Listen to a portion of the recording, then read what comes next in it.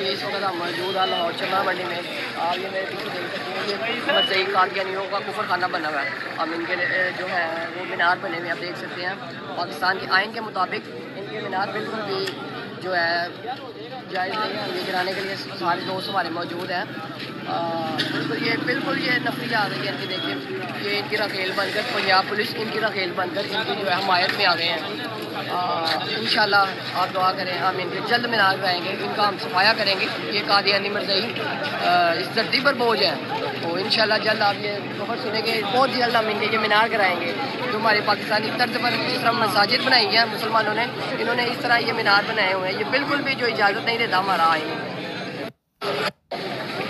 یہ اس وقت ہم موجود ہیں لاہور چمرہ منڈی میں. لیں جی یہ بات آپ نے سنی. اس کے اوپر ہم تو اتنا ہی کہیں گے انا للہ و انا الیہ راجعون. یہ ہے وہ پاکستان کی نوجوان نسل جن کے خون کے اندر علماء سو یا وہ مخلوق جس کے متعلق نبی کریم صلی اللہ علیہ وسلم نے پہلے ہی بتا دیا تھا کہ وہ آسمان کے نیچے بدترین مخلوق ہوں گے، ان کے پڑھائے ہوئے سبق، ان کی دکھائی ہوئی تعلیم، اس کا یہ اثر بول رہا ہے ان کی زبانوں سے.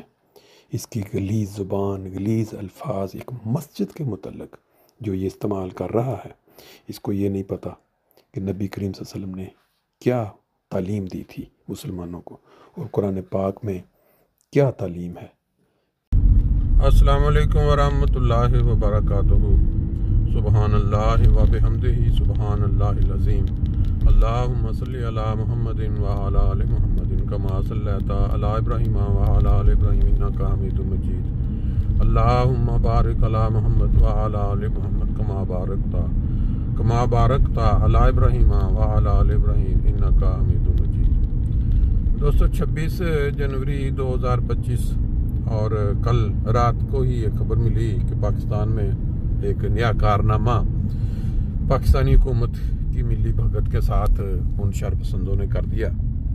ایک طرف انڈیا ہے، بنگلہ دیش ہے، وہ ترقی کر رہے ہیں، نئی نئی چیزیں ایجاد کر رہے ہیں، مقابلے کر رہے ہیں یورپین اقوام سے، اور ایک طرف ہمارا دیش ہے وہ ترقی کر رہے ہیں. ڈیلی وہ گنتے ہیں آج ہم نے اتنی مسجدیں توڑ لیں، آج ہم نے اتنے قبرستان توڑ لیے، آج ہم نے اتنے احمدی شہید کر لیے. آج یہ ہے مقابلہ ان کا آپس میں.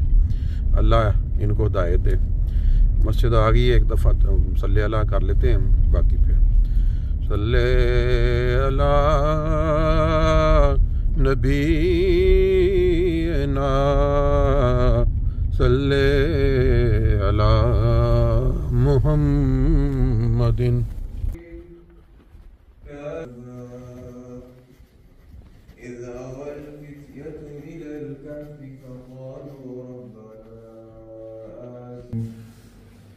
بسم الله الرحمن الرحيم. وقضى ربك ألا تعبدوا إلا إياه وبالوالدين إحسانا إما يبلغن عندك الكبر أحدهما أو كلاهما فلا تقل لهما أف ولا تنهرهما وقل لهما قولا كريما. تیرے رب نے اس بات کا تاکیدی حکم دیا ہے کہ تم اس کے سوا کسی کی عبادت نہ کرو، اور نیز اپنے ماں باپ سے اچھا سلوک کرے گا. اگر ان میں سے کسی ایک پر یا ان دونوں پر جبکہ وہ تیرے پاس ہوں بڑھاپا آ جائے تو انہیں ان کی کسی بات پر ناپسندیدگی کا اظہار کرتے ہوئے اف تک نہ دے اور نہ انہیں جھڑک، اور ان سے شریفانہ طور پر نرمی سے بات کرے.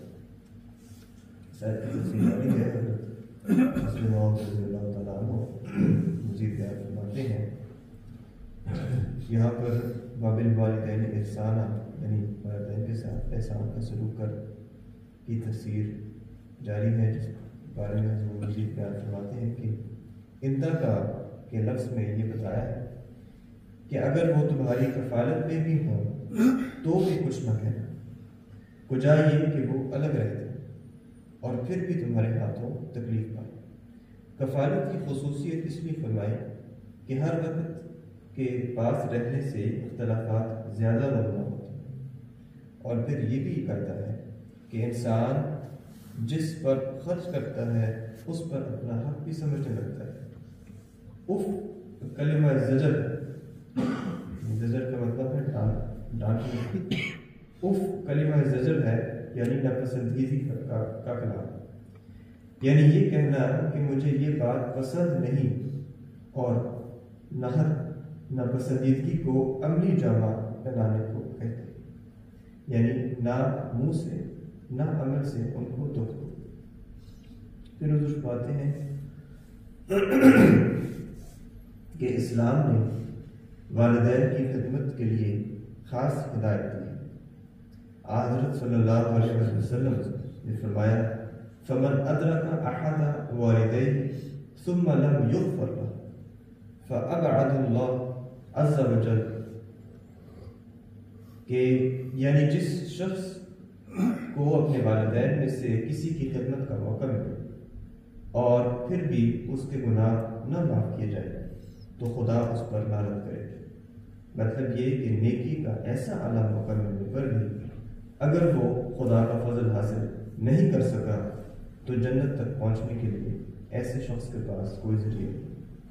Namenasis gnädige Gottes Barmherzigen, wir lesen zurzeit den Vers